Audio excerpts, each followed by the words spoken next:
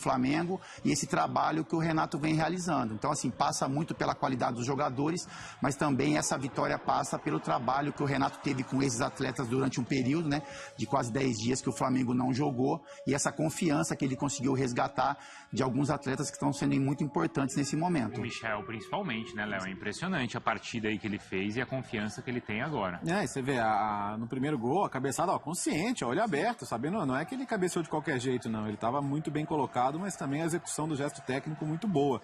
Agora, por que você pensa, o mesmo com gol de empate, quando sai o Arrascaeta, o jogo está muito a favor do Palmeiras, né? Porque ele poderia proteger um pouquinho mais o meio campo ali com o Thiago Maia, né? Deixar o time... Mas não, ele entra com Vitinho, ele continua com o meio bem pouco marcador, né, Fábio? Então o Palmeiras era um momento em que ele poderia, de repente, se impor, criar um pouquinho mais, só que talvez hoje o Palmeiras não tenha o que sobra ao Flamengo, que são jogadores, principalmente dentro da área, decisivos, né? Você vê, não tem o Gabigol, tem o Pedro, que é um jogador que teve lá o seu mau momento, mas na hora que precisou mais, o Pedro apareceu. E ali desequilibra de novo o jogo a favor do Flamengo, né? Agora, o Palmeiras vai ser importante a gente ouvir o Abel já também, porque essa queda de rendimento do Palmeiras no Campeonato Brasileiro coincide com o período que ele tem para treinar, ou com as semanas cheias para treinar. Como na sequência veio aquela vitória contra o São Paulo, o Abel usou aquilo a favor dele. Eu estava me preparando para esse jogo. E agora, hein? Será que ele vai depender aí de uma justificativa de pegar o Galo e na Libertadores depender de uma vitória sobre o Galo para justificar esse rendimento ruim no Brasileiro, Fábio? Bruno, a gente espera que quando o treinador tem um tempo de trabalho, eles cobram muito isso, é que o time tenha um rendimento melhor do que estava acontecendo.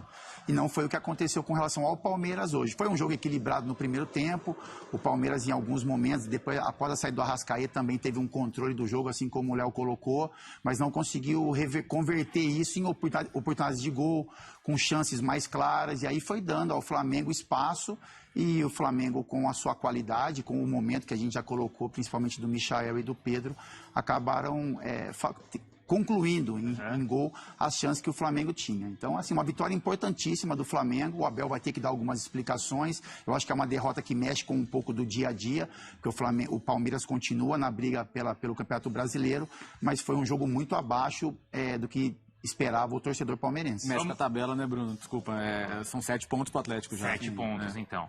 São 7 pontos, a aproximação do Flamengo e agora uma sequência puxada pro Palmeiras, porque ele tem os 2 jogos contra o Atlético e ainda tem o Corinthians em breve. Zinho, qual que vai ser a consequência, hein? Já são 9 jogos que o Palmeiras não consegue vencer o Flamengo e mais uma vez o Flamengo com o time todo desmontado vai no Allianz Parque. Dessa vez não é que não perde, dessa vez vai lá, ganha e ganha bem, Zinho. Tudo bem? Boa noite. Prazer falar contigo, Bruno, Bertozzi, a turma toda aí, Fábio Luciano, fã do esporte.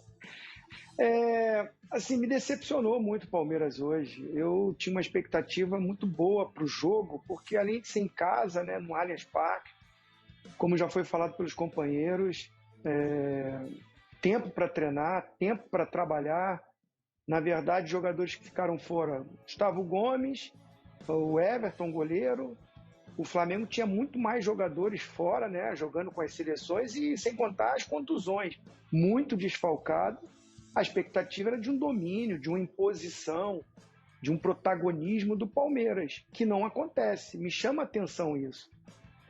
O que sobra no Flamengo de jogadores que são até coadjuvantes dentro do elenco, dentro de uma partida buscando e sendo protagonista. Estou falando muito do robozinho da Gávea, né, Fábio Luciano? O robozinho da Gávea, o Michael, ele não é o astro dessa equipe, mas ele entra num jogo grande, decisivo, e chama a responsabilidade, não só pelos gols, mas por tudo que faz no jogo, né, no 1 contra 1, na recomposição defensiva. E eu olho para o Palmeiras e não vejo isso. Não dá para entender isso. Gosto do Abel, acho ele ótimo treinador, um cara que é estudioso, tem o grupo na mão, mas não consegue fazer esse grupo, principalmente nesses confrontos contra o Flamengo, que é a grande rivalidade. Os torcedores ficam nas mídias sociais, né, discutindo, brigando. É a grande rivalidade do futebol brasileiro. O Atlético está chegando agora. E eu não vejo dentro de campo os atletas do Palmeiras encarando dessa forma. O jogo de hoje era uma decisão, principalmente para o Palmeiras, que está fora da Copa do Brasil. O Palmeiras tinha que se impor, tinha que ser mais intenso na partida. E eu vi de um outro lado o time do Flamengo com os jogadores que não são os titulares, com muito mais energia, com muito mais aplicação, com muito mais entrega, querendo muito mais jogar um jogo de decisão. Tem jogos dentro do campeonato que dita aquilo que você vai alcançar na competição. Esse é um jogo. Esse jogo é um jogo de decisão, de 6 pontos, como a gente fala, né, Fábio Luciano? E eu vi o Flamengo jogando para isso. E o Palmeiras não. Até sai na frente, tem uma ligeira vantagem dentro do jogo, mas que é rapidamente sucumbida pelo que o Flamengo fez. Pela postura do Flamengo, que empata rapidamente. E como eu falei aí, o robozinho da Gávea, pelo menos na comemoração, ele parece com o Cristiano Ronaldo, né? Ele comemora igual. Fez um jogo muito, muito bom. Parabéns para o Renato Gaúcho, que sabe motivar o seu elenco, o seu grupo, para um jogo como esse, que é uma decisão, coisa que eu não vi no Palmeiras, amigos. Então, mas aí o que o Flamengo teve mais que o Palmeiras? Teve mais conjunto, mais time, estava mais preparado para o jogo? Ou essa questão do protagonismo que o Zinho falou? O Palmeiras não entrou para decidir o campeonato?